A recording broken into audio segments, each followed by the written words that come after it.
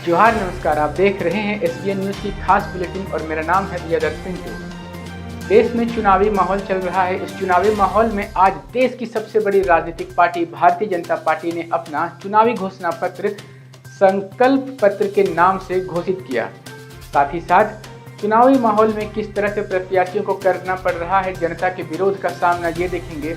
बात करते हैं चुनावी माहौल में कई सारे ऐसे प्रत्याशी हैं जो कि बेहद दिग्गज प्रत्याशी कहे जाते हैं, मगर जब वो जनता के बीच जा रहे हैं अपने पक्ष में मतदान का अपील करने के लिए, तो उन्हें जनता के भारी विरोध का सामना करना पड़ रहा है। हालांकि कुछ लोग कह रहे हैं कि ये जनता का विरोध नहीं, बल्कि उनके सामने जो चुनाव लड़ रही है, जो सामने वाली दूसरी राजनीतिक दल के लोग हैं, उनके द्वारा इस तरह का बनाया जा रहा है माहौल कि उनका विरोध किया जा रहा है। इसी क्रम में सबसे पहले हम बात करेंगे देश का वो लोकसभा क्षेत्र जहां सबसे पहले इंडी अलायंस के द्वारा प्रत्याशी की घोषणा की गई। जी हां दर्शकों, हम बात कर रहे हैं पश्चिम बंगाल के आसनसोल लोकसभा क्षेत्र का, जहां ममता बनर्जी ने अपने टीएमसी पार्टी के तरफ से सबसे पहले एक प्रत्याशी की घोषणा की थी और उनका नाम था मशहूर सिनेस्टार शॉटगन के नाम से बेहद लोकप्रिय देश में शत्रुघ्न सिन्हा। शत्रुघ्न सिन्हा लोकसभा चुनाव में प्रत्याशी हैं।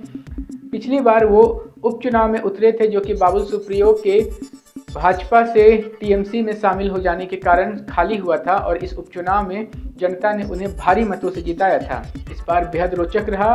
उनके चुनाव के प्रत्याशी बनने के बाद वहां से भारतीय जनता पार्टी ने उतारा था उनके विरोध में, उनके सम्मुख में जो मशहूर भोजपुरी कलाकार हैं, गायक हैं, संगीतकार हैं, निर्देशक हैं पवन सिंह।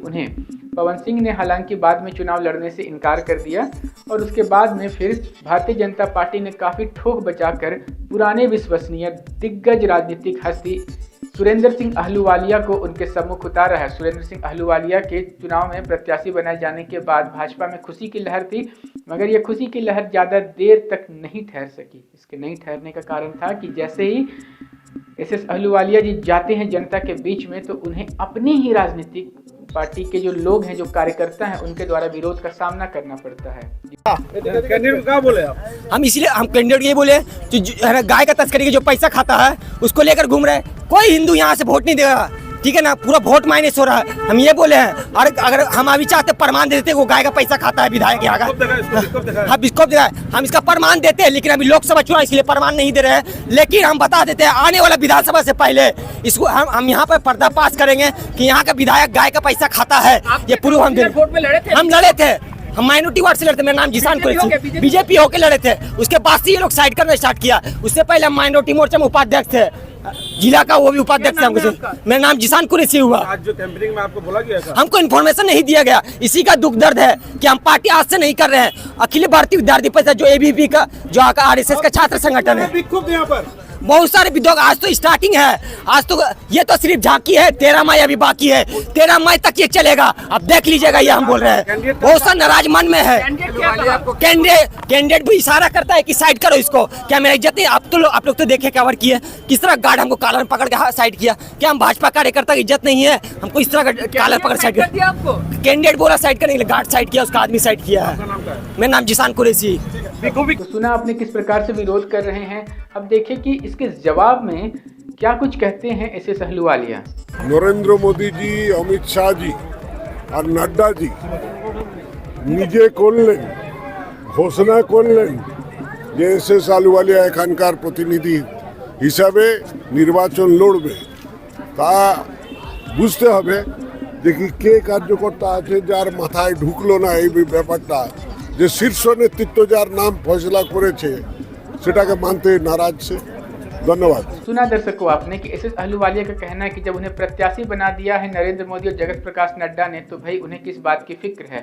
ये विरोध सिर्फ पश्चिम बंगाल में नहीं चल रहा, आपके और हमारे अपने झारखंड राज्य में भी आज कांग्रेस में थी पहले और अब भारतीय जनता पार्टी के प्रत्याशी हैं गीता कोड़ा। जी हाँ, पूर्व मुख्यमंत्री मधु कोड़ा की पत्नी सांसद गीता कोड़ा आज भारतीय जनता पार्टी की सदस्य हैं और भाजपा द्वारा उन्हें प्रत्याशी बनाया गया है।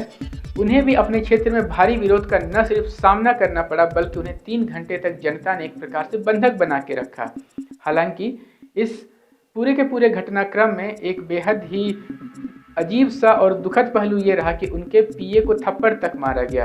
हालांकि इस बात को लेकर के भारतीय जनता पार्टी के कार्यकर्ताओं और पदाधिकारियों में भारी आक्रोश है कि कहीं ना कहीं ये कांग्रेस की साजिश ऐसा कहा जा रहा है। हालांकि सच जो भी हो वो जांच के बाद सामने आ जाएगा। मगर इस लोकतंत्र में विरोध का हक सभी को है, परंतु इस लोकतंत्र में किसी को भी इस प्रकार से व्यवहार नहीं करना चाहिए।